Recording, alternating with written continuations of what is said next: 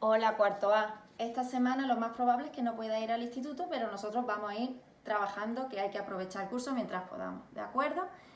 Durante esta semana que voy a faltar, vamos a ver la Starter Unit, que es sencilla, son cosas que ya habéis visto antes y solo vamos a hacer un repasito. Al profe de guardia, por favor, si voy muy rápido y tienen que copiar, me paras porque voy a ir del tirón, ¿vale? La primera parte, para hoy vamos a ver los verbos modales. Los verbos modales van acompañando a un verbo principal que siempre va sin to. ¿Qué ejemplo de verbos modales tenemos para dar el significado de obligación? Obligation. Tenemos must, have to y este que me parece a mí que es nuevo, need to, más el verbo principal. Need to literalmente significa necesidad de, es decir, es obligación. Un ejemplo que nos viene ahora muy bien. We must wear a mask. We have to wear a mask. And we need to wear a mask. Las tres significan lo mismo. Es obligatorio llevar puesta la mascarilla. ¿De acuerdo? Si lo que yo quiero es darle ese aspecto al verbo de que no es obligatorio, no está prohibido, pero tampoco es obligatorio. Ahí me voy a quedar solamente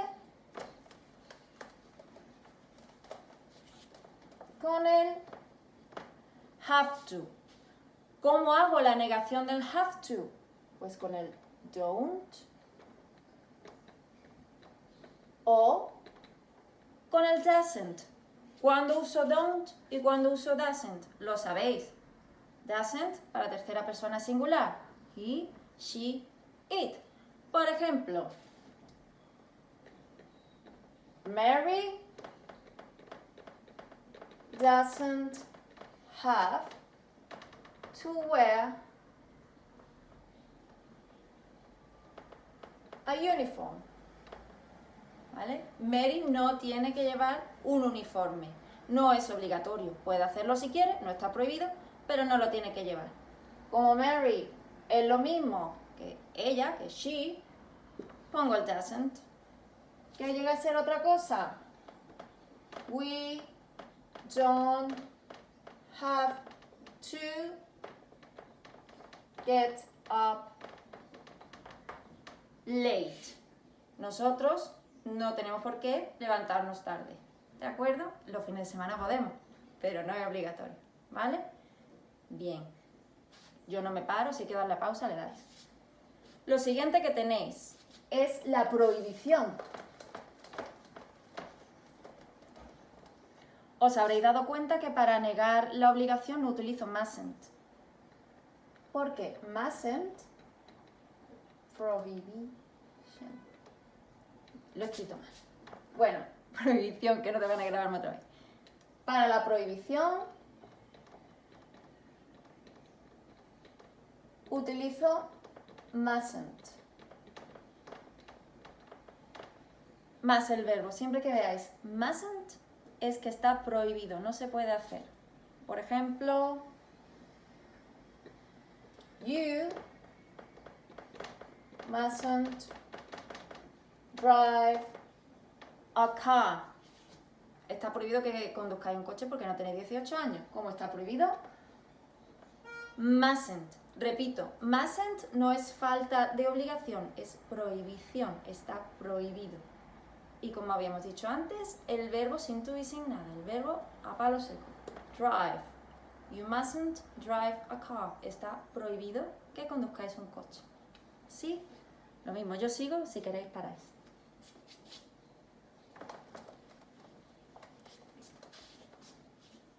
Otra cosa para lo que nos sirven los modales, para dar un consejo, advice. Este es muy sencillo, os acordaréis todos. Should. Más de nuevo. El verbo. Esto para dar un consejo, ¿vale? No es ni obligatorio ni está prohibido.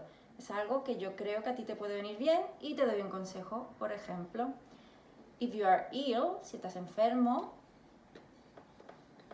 you should go to bed. Deberías acostarte. porque estás enfermo, es mi consejo, ¿de acuerdo? En negativa, si quiero dar un consejo de no hacer algo, shouldn't. You shouldn't eat too much candy. No deberías comer demasiados caramelos, ya sabemos por qué, ¿de acuerdo? Es un consejo que te doy. Venga, seguimos. Esto ya lo sabéis, es muy fácil.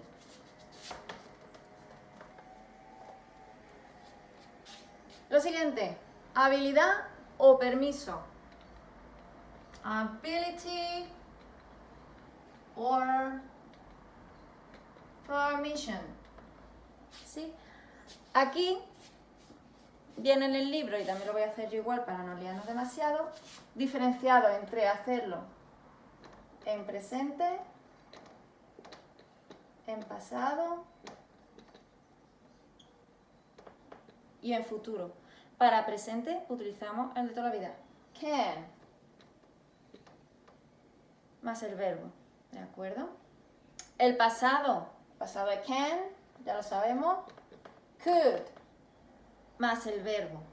Y para el futuro, esto no sé si os sonará o no. Utilizamos will be able to más el verbo. Si os fijáis, aquí es sencillamente el be able to puesto en futuro con el will, que el will es la partícula que utilizamos siempre para hacer el futuro. Por ejemplo, I can ride a bike. Puedo montar en bicicleta, sé montar en bicicleta, tengo esa habilidad y además también, pues, ¿por qué no? Permiso. En el presente, ¿por qué? Porque can está en presente. Si quiero hablar de algo que yo podía hacer en el pasado,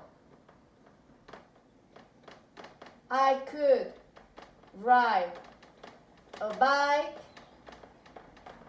last year. Pasado, ¿por qué sé que es pasado? Porque tengo could y porque además aquí last year se refiere al año pasado. Podía montar una bicicleta el año pasado. Estamos hablando de tiempo pasado. En el futuro, algo que podré hacer dentro de unos años.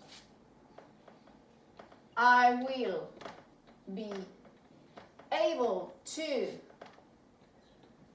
drive a car when I am 18. Podré conducir un coche cuando tenga 18 años. Todavía no, porque no tengo 18, pero cuando los tenga, lo podré hacer. Will be able to. ¿De acuerdo? Venga, vamos, que ya queda poco.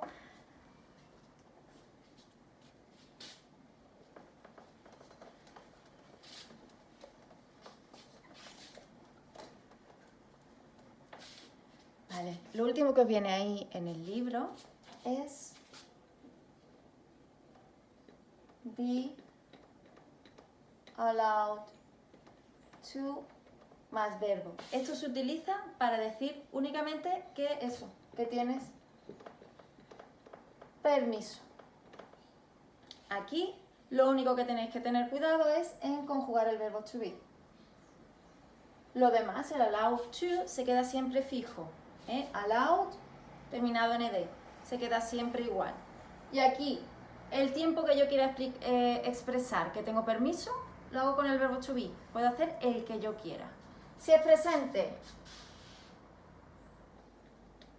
Peter is allowed to sit here. Peter tiene permiso para sentarse aquí. Ahora, sencillamente pongo el verbo to be en presente simple para Peter, que esta es para persona singular, is. Que lo quiero poner en pasado. Pongo el pasado del verbo to be. Peter, y aquí espero que os acordéis todos. Was. Y lo demás igual. Allowed to sit here. Si lo quiero hacer para el futuro, ¿cuál es el futuro del verbo to be? Lo acabamos de ver. Pizza. Will be, que es el futuro de be. Allowed to sit here. ¿De acuerdo? Yo creo que esto es sencillo, ya lo habéis visto, si no todos, casi todos. Ahora haré los ejercicios y las dudas que tengáis, pues ya me las preguntáis la semana que viene. ¿Vale? Hasta luego, chicos.